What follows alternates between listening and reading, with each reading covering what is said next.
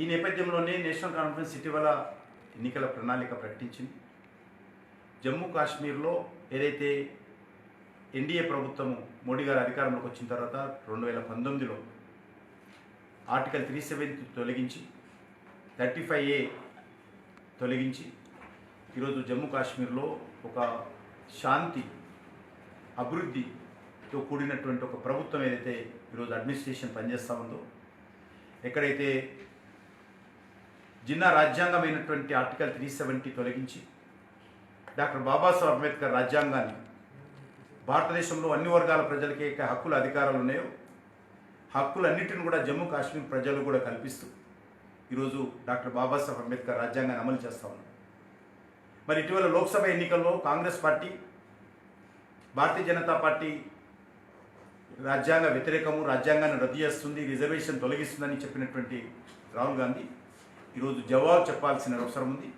మేము డాక్టర్ బాబాసాహెబ్ అంబేద్కర్ రాజ్యాంగాన్ని జమ్మూ కాశ్మీర్లో అమలు చేస్తూ అక్కడ మహిళలకు అధికారాలు ఇచ్చాము, ఎస్టీ రిజర్వేషన్స్ కల్పిస్తూ ఉన్నాము, హిల్ ఏరియాలో నివసించేటువంటి పాడీలకు, గుజ్జర్లకు, అదేవిధంగా బీసీలకు రిజర్వేషన్ కల్పిస్తూ ఉన్నాము, ఎస్సీలకు రిజర్వేషన్ కల్పిస్తూ ఉన్నాము, మహిళల కమిషన్ ఏర్పాటు చేశాము, బీసీ కమిషన్ ఏర్పాటు చేశాము, ఎస్సీ కమిషన్లు ఏర్పాటు చేశాము, గ్రామ పంచాయతీ ఎన్నికల్లో రిజర్వేషన్ కల్పించి గ్రామ పంచాయతీ ఎన్నికలు నిర్వహించాము, అన్ని రకాల హక్కుల అధికారాలు కల్పిస్తున్నాము, చైల్డ్ మ్యారేజెస్ను రద్దు చేశాము, బ్యాన్ పెట్టాము. మళ్ళీ ఈరోజు నేషనల్ కాన్ఫరెన్స్ కాంగ్రెస్ పార్టీ వీటన్నిటిని కూడా బీసీ రిజర్వేషన్ తొలగిస్తాము, ఎస్సీ రిజర్వేషన్ తొలగిస్తాము, మహిళా కమిషన్ తీసేస్తాము, ఎస్సీ కమిషన్ తీసేస్తాము, బీసీ కమిషన్ తీసేస్తామని అయితే నేషనల్ కాన్ఫరెన్స్ చెప్తా ఉందో, దీనిపైన కాంగ్రెస్ పార్టీ వైఖరి చెప్పాల్సినటువంటి అవసరం ఉంది.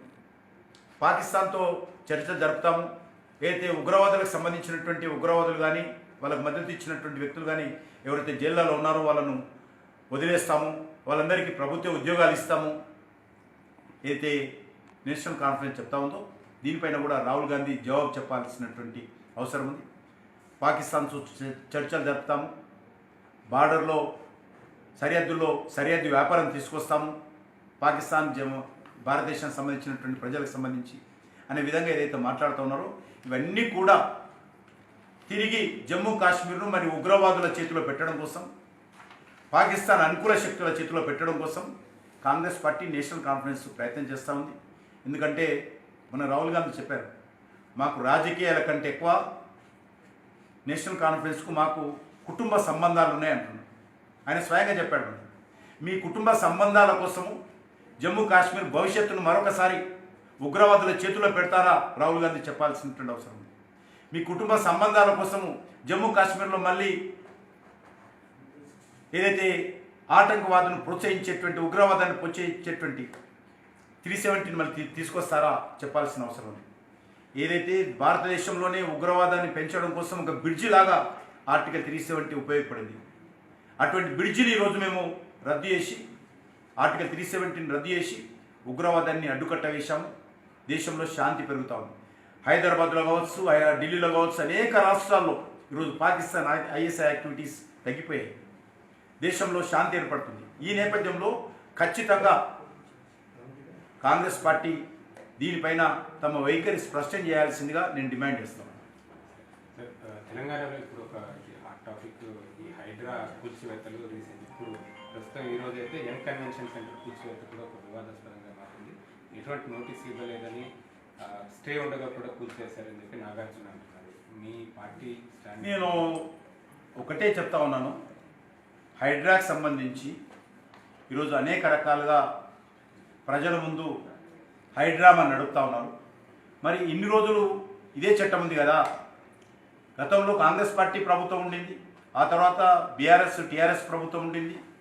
అప్పుడు ఉన్నప్పటి నుంచి కూడా ఇవన్నీ సంస్థలు, ఇవన్నీ ఇల్లీగల్ యాక్టివిటీస్, చట్ట వ్యతిరేకమైనటువంటి కార్యక్రమాలు కొనసాగాయి కదా.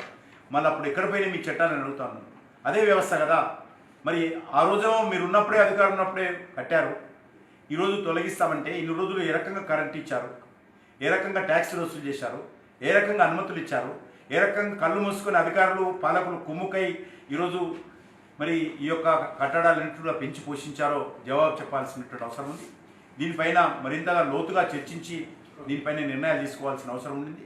కాబట్టి భారతీయ జనతా పార్టీగా ఒక సమగ్రమైనటువంటి విధానం కావాలని కోరుకుంటున్నామే తప్ప ఎవరు ఇష్టం ఉన్నప్పుడు వాళ్ళు అనధికారమైనటువంటి కట్టడాలకు అనుమతులు ఇచ్చి మరి ఈరోజు అనేక రకాల సౌకర్యాలు, విద్యుత్ సౌకర్యం కానీ, రోడ్డు సౌకర్యం కానీ, డ్రింకింగ్ వాటర్ సౌకర్యం కానీ వాటికి ఏ రకంగా ఇచ్చారో తెలియాల్సిన అవసరం ఉంది. దీనిపైన అందరికీ ఒకే రకమైనటువంటి చట్టం ఉండాలి, అందరికీ ఒకే రకమైనటువంటి విధానం ఉండాలి. ప్రభుత్వ అధికారులు చేసినటువంటి పొరపాట్లపైన కూడా సమగ్రమైన దర్యాప్తు జరపాలనేది నా డిమాండ్.